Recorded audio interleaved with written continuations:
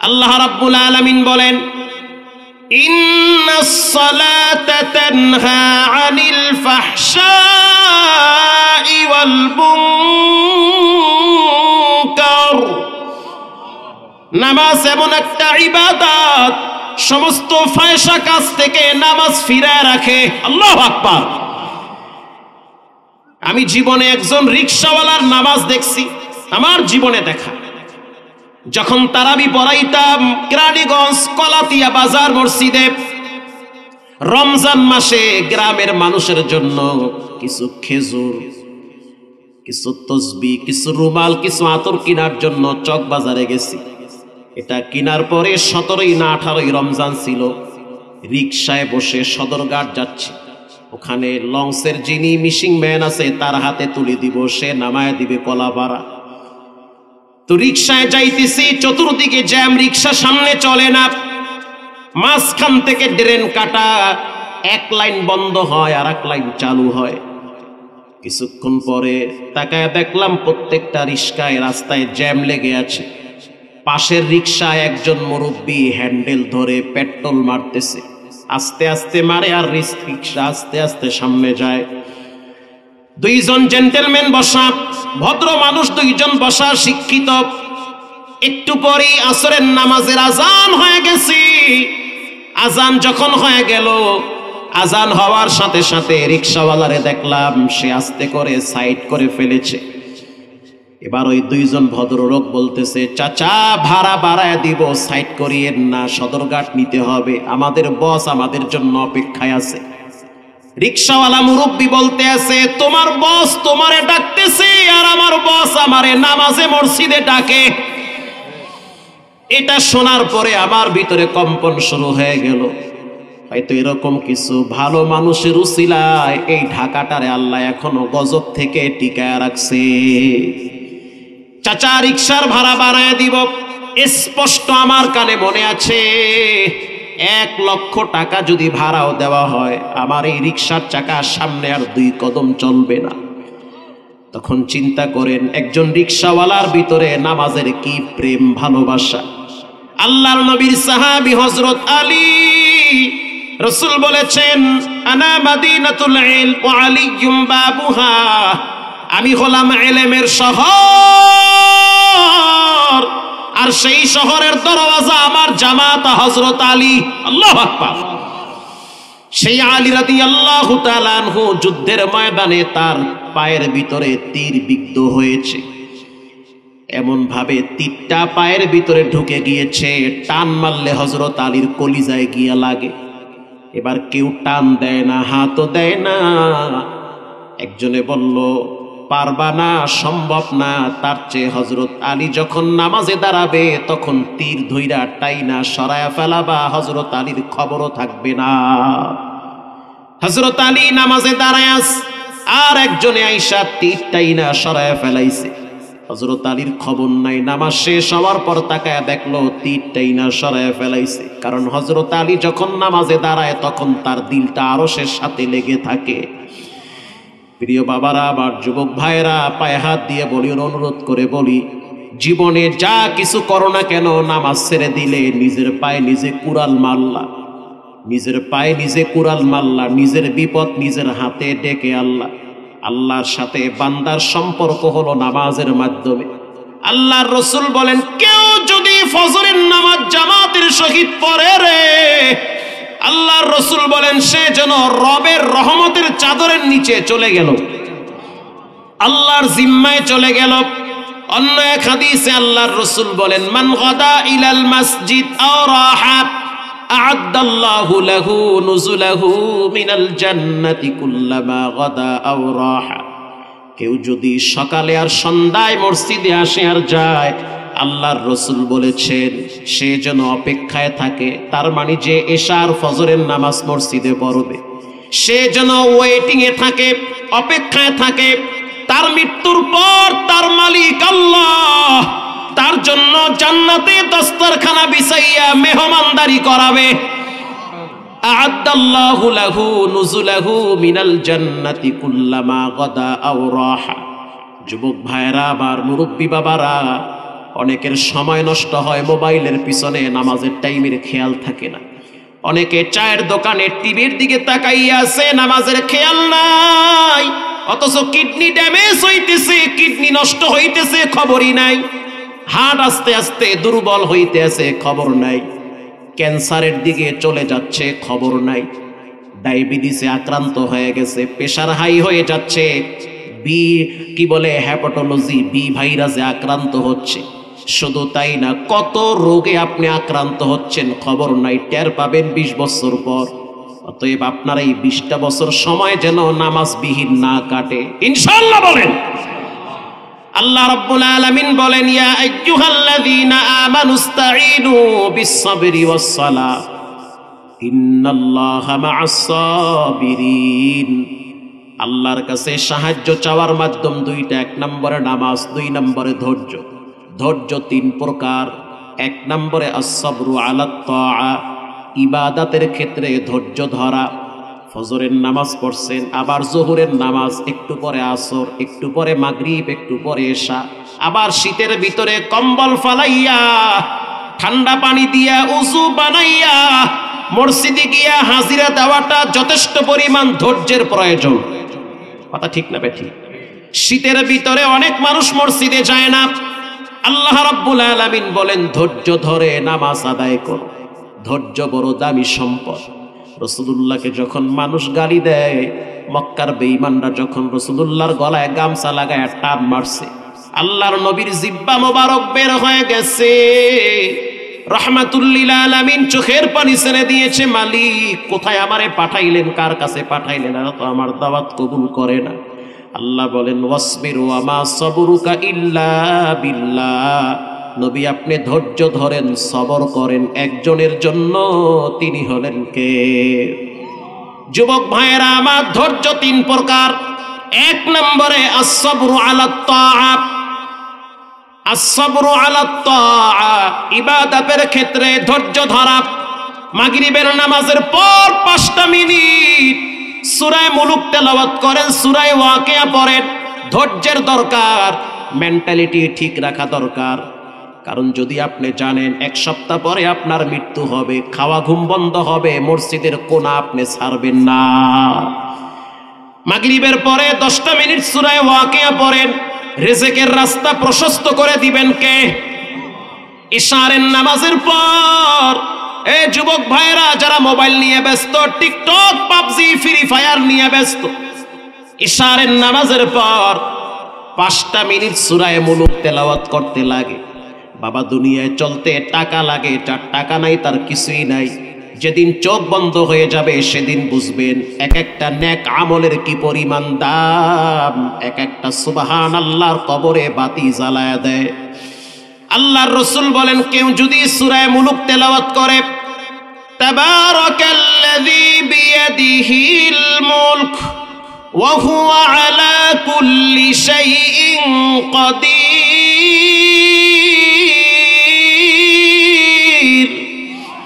আল্লাহর রাসূল বলেন, কেউ যদি সূরা মুলুক তেলাওয়াত করে ইশারের নামাজের পর, আল্লাহর কসম, অসংখ্য হাদিসে আসছে, তার কবরে রব্বুল আলামিন নূরের বাতি জ্বালায়া দিবে।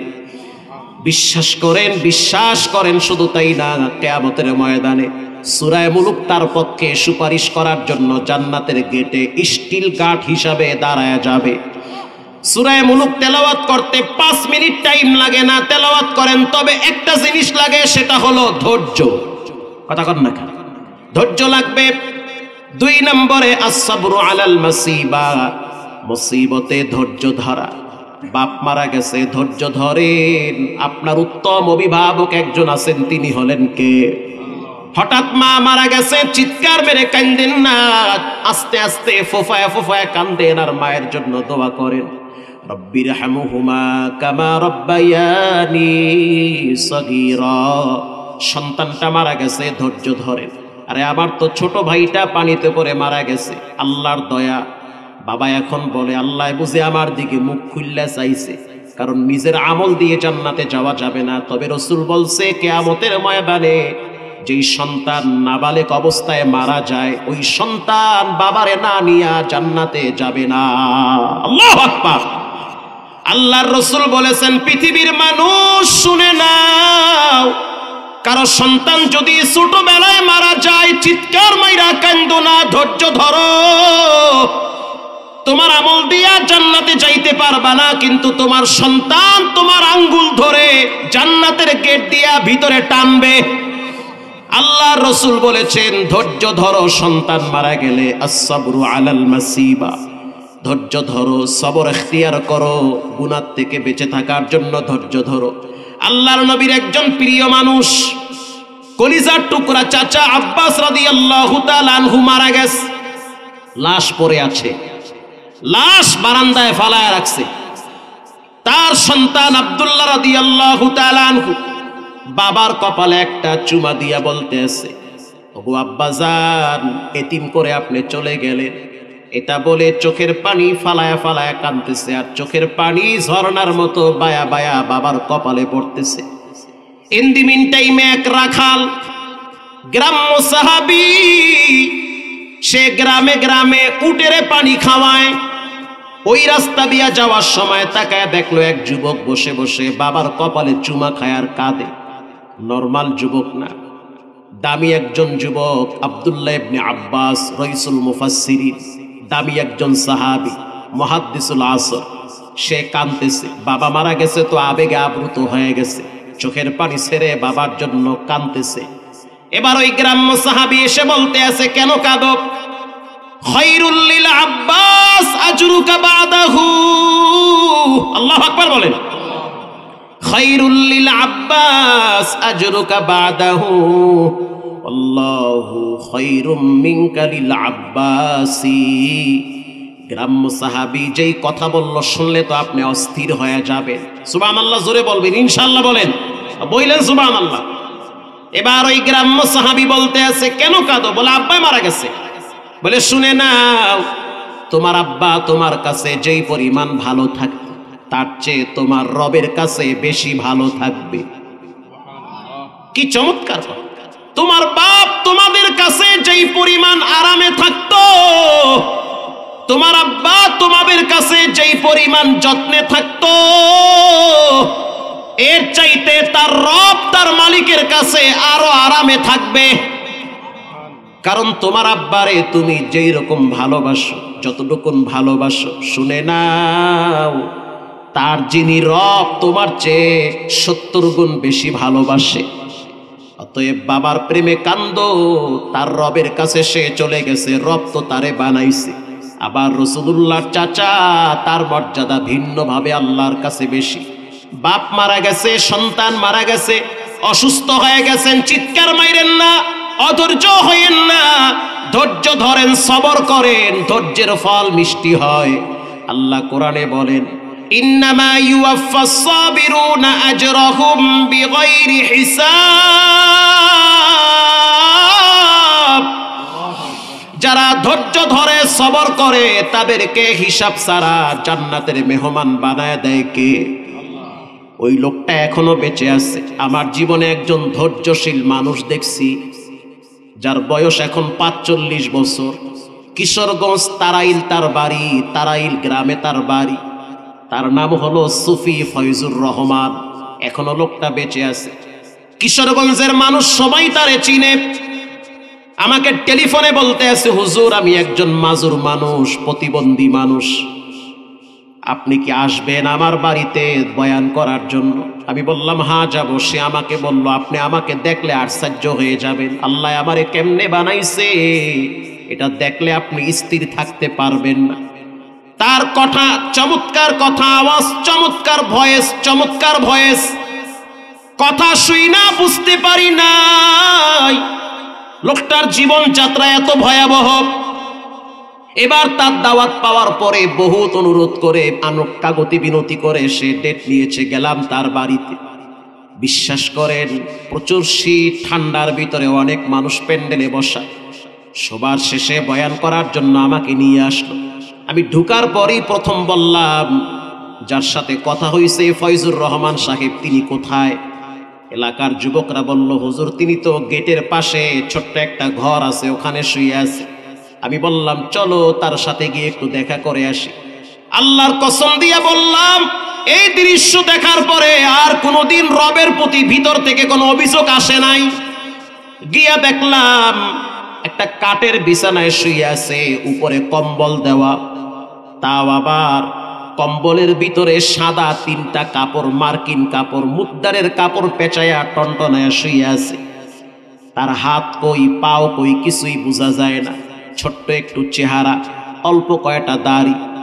এবার আমি তার পাশে দাঁড়ায় আছি, মনে হইতে আছে একটা কাঠ শুয়ে আছি। আমি তার পাশে দাঁড়াইয়া থরথর করে কাঁপতেছি। আমি কোথায় আসছি, কার কাছে আমারে দাঁড় করায় দিছো? যখন আমি পাশে দাঁড়াইলাম, তাকায়া দেখলাম তার ঠোঁটগুলা লড়তেছে, চেহারায় হাসি ফুটে আছে। আমি তখন বললাম, তার হাত কোথায়? একজনে কম্বল ফাঁক কইরা হাত বাইর কইরা দেখাইলো। বিশ্বাস করেন, চিকন কঞ্চির মতো হাত, মাত্র 3টা আঙ্গুল, বাকি আঙ্গুল নাই। আমি তার পায়ের দিকে তাকাইয়া আছি, 2টা পা ঠিক আছে, মনে হইতে আছে একটা চিকন কঞ্চির মতো পা, ছোট ছোট ডালের মতো 3-4টা আঙ্গুল লাগানো আছে। এবার আমি আশ্চর্য হয়ে তাকে প্রশ্ন করলাম, আপনি কি সুফি ফয়জুর রহমান? বলল, হুজুর আমি ফয়জুর রহমান। সে আমাকে বলল, হুজুর 35 বছর পর্যন্ত আমি এরকম বিছানায় শুয়ে থাকি, দাঁড়াইতে পারি না। এলাকার মানুষ বলে কেমনে পায়খানা করে, কোথায় প্রস্রাব করে আমরা কিছুই জানি না, কিন্তু 24 ঘন্টা তার পাশে দাঁড়াইলে সুঘেরান নাকে আসে। তখন বুঝতে পারছি লোকটা নেককার মানুষ, ইমানদার মানুষ, ধৈর্যশীল মানুষ। এবার আমি তাকে প্রশ্ন করলাম, 35 বছর পর্যন্ত বিছানায় শুয়ে আছে। সে আমাকে বলল, বয়স আমার 45। 10 বছর বয়স থেকে আবার শারীরিক পরিবর্তন চলে আসে। একটা রোগ হওয়ার কারণে আমি আস্তে আস্তে দুর্বল হয়ে গেছি। হুজুর আমার মা 15 বছর বয়সে দুনিয়ার থেকে বিদায় হয়েছে, বাবা আর আগে কবরে চলে গেছে। আমি একটা এতিম প্রতিবন্ধী, জীবনে কোনোদিন ভিক্ষা করি নাই, কারো কাছে হাত পাতি নাই। কিছু মানুষের কলিজার ভিতরে আল্লাহ ভালোবাসা ঢুকায়া দিয়েছে, তারা আমাকে খেদমত করার জন্য সব সময় ব্যস্ত থাকে। শুধু তাই না, আমি তাকে প্রথম প্রশ্ন করলাম যে আল্লাহর প্রতি আপনার কি অভিযোগ? সে হেসে বলল, হুজুর কোনো অভিযোগ নাই, আমি রবের উপরে সন্তুষ্ট আছি, ধৈর্য ধরতেছি। আল্লাহ আমাকে যেদিন মৃত্যু দিবে, সেদিন আমি মৃত্যুর পরে রবের কাছ থেকে যা পাওনা সেটা আমি বুঝায় নিব। এজন্য ভাইরা আমার, মুসিবতে পড়লে, বিপদে পড়লে ধৈর্য হারাবেন না। আর গুনাহের কাছ থেকে বেঁচে থাকাটা হলো সবচেয়ে বড় ধৈর্য। ধৈর্য 3 প্রকার। বলেন ধৈর্য কয় প্রকার? 1 নম্বরে, যখন আপনি আপনার মা বাবাকে, আপনজনকে হারাবেন, তখন ধৈর্য ধরবেন। মুসিবতে পড়বেন, ধৈর্য ধরবেন। 2 নম্বরে, ইবাদতের ক্ষেত্রে ধৈর্য ধরা লাগবে। 3 নম্বরে, যখন আপনি কোনো গুনাহের কাজের জন্য আপনার দিল টানবে, তখন আপনি বলবেন, ইন্নী আখাফুল্লাহ, আমি একজনের সবচেয়ে বেশি ভয় পাই, তিনি হলেন কে? হাদিসের কিতাবে আসছে, রাসূলুল্লাহর একজন সাহাবীর নাম আবু হুরায়রা রাদিয়াল্লাহু তাআলা আনহু, তানবীহুল গাফিলিনে আসছে, ইশারের নামাজের পর মসজিদ থেকে বেরিয়ে গেলেন। কিছু দূর যাওয়ার পরে একজন মহিলা খেজুর গাছের কিনারায় দাঁড়ায় আছে। মহিলা এবার ডাকতে আসে, ইয়া আবা হুরায়রা তাল, ও আবু হুরায়রা একটু কাছে আসো। আবু হুরায়রা বলতে আছে, হে মদিনার নারী, আমি যদি তোমার কাছে যাই, তোমার আমার মাঝখানে শয়তান এসে ধোঁকা দিবে, অতএব তোমার কাছে যাওয়া যাবে না, যা বলার দূর থেকে বলো। মহিলা বলতে আছে, আবু হুরায়রা, জীবনে এমন একটা অপরাধ করছি, যেই অপরাধের গাট্টিটা মাথায় নিয়া নিয়া ঘুরতেছি। রাত্রিবেলা ঘুমাইতে পারি না, ঘুমের ভিতরে স্বপ্নে আমারে দেখায় কবর আমারে ডাকতেছে। খাবার খাইতে গেলে পানি আমারে ধিক্কার দেয়, তুই খারাপ। রাস্তা দিয়ে যখন মাটির উপরে হাঁটি, তখন মাটি আমারে বলে, হে পাপী, কেমনে মাটির উপরে রিল্যাক্সে হাঁটো। ইয়াউমাইদিন তুহাদ্দিসু আখবারাহা, মাটিও তো একদিন একজনের সাথে কথা বলবেন, তিনি হলেন কে? এজন্য আমি সেই অপরাধের ফিল দিল থেকে করতেছি। কি এমন গাট্টি অপরাধের মাথায় নিলাম, চলতে কষ্ট হয়। আবু হুরায়রা বলতে আছে, কি এমন পাপ করলাম? মহিলা বলতে আছে, আবু হুরায়রা, আমি গোপনে একটা অপরাধ করছি। আমি এক ফ্রেন্ডের সাথে, আমার এক বন্ধুর সাথে গোপনে জিনা করছি। জিনা করার পর আমার পেটে একটা বাচ্চা আসছে রে আবু হুরায়রা। ওই বাচ্চাটা দুনিয়াতে আসার পর আমি নিজের হাতে বাচ্চাটার গলা টিপে হত্যা করছি। হত্যা করার পর তখন আমার বোধোদয় হয়েছে, বিবেক বুদ্ধি খুলেছে যে আমি এটা কি কাজ করলাম। একই তো জিনা করছি, জিনা করলে তার বিচার পাথর মেরে হত্যা করে দাও। যেহেতু আমার বিবাহ হয় নাই, বিবাহ হওয়ার আগে আমি এক পুরুষের সাথে জিনায় লিপ্ত হয়েছি, যে আমার সাথে জিনা করছে তারও বিবাহ হয় নাই, তাহলে হত্যা হবে না, চাবুক দিয়ে আঘাত করা লাগবে, যেহেতু দুইজনই অবিবাহিত। এবার বলতে আছে, আবু হুরায়রা, ও মদিনার নারী শুনে নাও, যেহেতু জিনাও করলাম, বাচ্চা হত্যাও করলাম, এই মারাত্মক পাপের গাঁটটি নিয়ে কেমনে কবরে যাবা? এক তো নিজে অপরাধ করলাম, আবার বাচ্চা হত্যা করে পাপের গাঁটটি বড় বানাইছো। স্পষ্ট শুনে নাও, আল্লাহর আযাব কিন্তু ভয়ঙ্কর আযাব। আল্লাহ যখন কাউরে ধরে তার অবস্থা খুব ভয়াবহ হয়ে যায়। আল্লাহর জাহান্নামের শাস্তি বড় কঠিন, আল্লাহর আযাব বড় তীব্র আযাব, কবরের দুই পাশের মাটির চাপ বড় কঠিন। বলার সাথে সাথে মহিলাটা চিৎকার মেরে মাটিতে গড়াগড়ি করতেছে। আবু হুরায়রা ভয়েতে চলে গেছে রাসূলুল্লাহর দরবারে। যাওয়ার পরে সালাম দিয়ে বলল, আসসালামু আলাইকা ইয়া নবী আল্লাহ। একজন নারী আসছিল, গোপনে জিনা করছে, জিনা করার পর পেটে বাচ্চা আসছে, বাচ্চাও হত্যা করছে। আল্লাহর রাসূল বলল, তুমি কি বললা? বলে, আমি নারীকে বলছি তুমি হালাক হয়ে যাও, আল্লাহর আযাব গজব সম্পর্কে তোমার কোনো ধারণা নাই। আল্লাহর রাসূল আবু হুরায়রাকে বলল, এরে আবু হুরায়রা, শুনে নাও, আল্লাহর দয়া মায়া সম্পর্কে তোমারও কোনো ধারণা নাই। স্পষ্ট ভাবে শুনে নাও, এই নারী যখন অপরাধ করেছে তখন তার ভিতরে শয়তান পরিপূর্ণ বদ্ধ ছিল। শয়তান তাকে পরিপূর্ণ গুনাহের রাস্তায় লিপ্সায় ফালায়া দিছে। সে অপরাধ করার পরে ধৈর্যের সহিত প্রতিদিন রবের দরবারে কান্না করেছে।